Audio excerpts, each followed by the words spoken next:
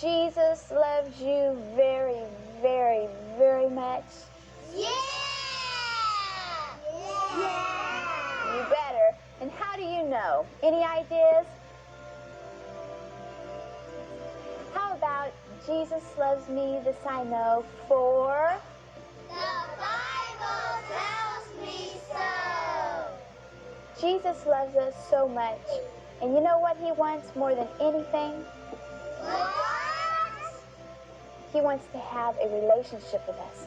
That means he wants us to talk to him, and he wants to talk back to us in prayer and to learn about him from the Bible. And he wants us to love him and be so excited about our relationship with him that we can't help but share him with others.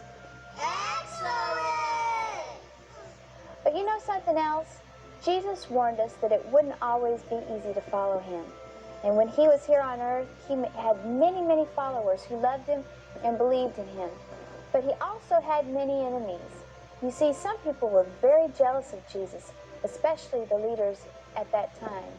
They didn't like the crowds looking to Jesus instead of them, and they were afraid of losing their power. Others rejected him because he made them feel sort of squeamish. He taught the truth, and they didn't want to hear it. Well, you can just imagine, if these people hated Jesus so much, how they must have felt about his followers, the Christians. After Jesus had gone to be with his Father in heaven, his enemies tried to get rid of all the Christians. Leave him alone! You're under arrest. Wait, please. Don't you hurt them! Why? Orders of Caiaphas. This household is under arrest. Please, no, please, no, don't harm them, please.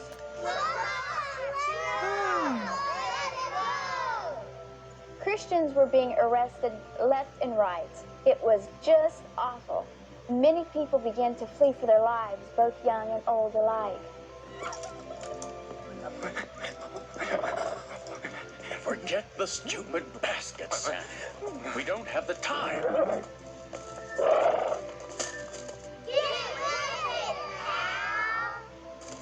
Saul wouldn't come all the way up to Damascus, would he? Who knows what killers might do? Now, come on.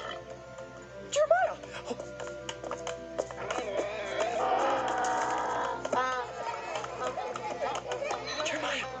Jeremiah! Wait for me!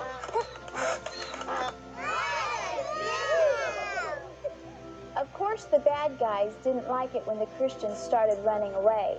They'd enter house after house only to find them empty. Obviously, this made it more difficult for them to arrest anyone. But these men were brutal, and they'd stop at nothing. Buying information, which is also called bribery, was one of the methods that they found quite useful. They searched out beggars who were hanging around in the streets and showed them money. If these street people could tell them where the Christians were hiding, the money was theirs to keep.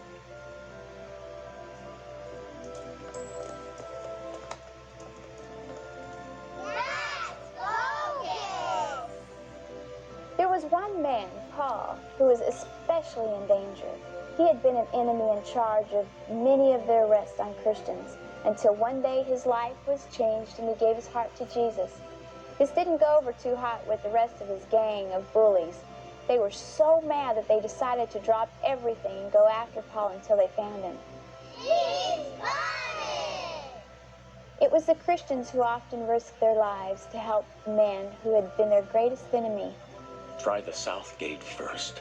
If it's guarded, go to the east. Paul, be careful. So Paul made his way towards the south gate. He snuck through the crowds, hiding his face as he went. If anyone recognized him, If you're not going to buy anything,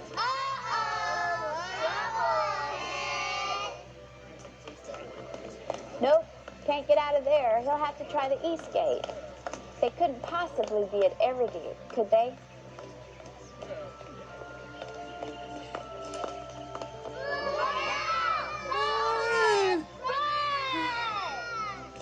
Soldiers were everywhere. Paul ran as fast as he could. He just kept running and running for what seemed like forever. In his mind, he could see the faces of men who were after him. I must not stop, he thought to himself. I must keep running.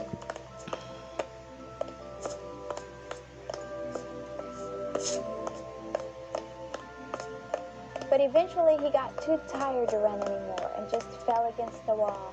He could hardly breathe. He was so tired. And then... Get out of the way! You want to be trampled to death? Paul had tried everything, but he just couldn't get out of town. And now he was too worn out and too hungry to go on. And at last he gave up and he returned to the home of a friend. Poor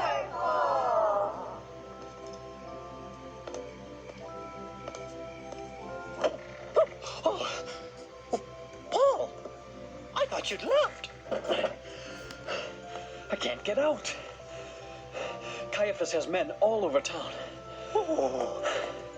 Oh, you must be hungry. Here.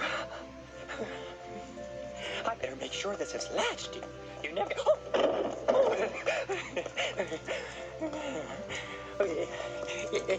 It's you. I was just closing up. I'm close. Have you seen Paul? No. You asked me that just an hour ago.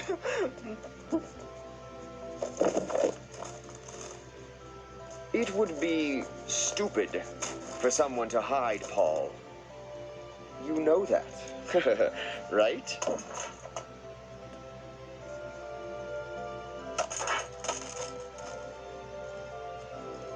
Mind if I take this one? I need something to carry Paul's head in.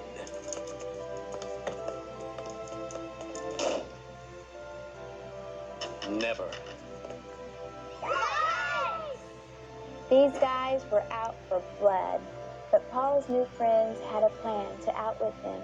And by the time morning came, Paul would be far, far away. That should be enough food until you get to safety. More than enough.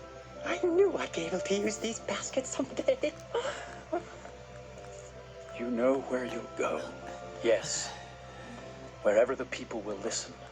This preaching, it won't be easy, Paul. I like a good fight. Quickly. We must hurry. Safe travel, Paul. Goodbye, Paul. Farewell.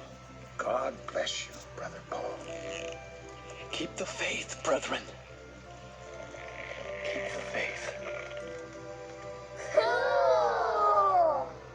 Paul did get away safely and went on to preach the gospel all over the world. And as for other Christians, they continued to be treated badly by the leaders, but they stayed strong in their faith and they continued to grow in number. All through history, Christians have been picked on and beaten, put in prison, and even killed because they believed in Jesus. In many countries today, these things still happen, but Jesus promised to give us the strength to keep on going, even when it's really hard, maybe the hardest thing in the whole wide world. Paul once said, I can do all things through Christ who strengthens me. So when things get tough, who will strengthen us, boys and girls? Jesus. Jesus will, and don't you ever forget that, okay? All right, that was a good story, wasn't it?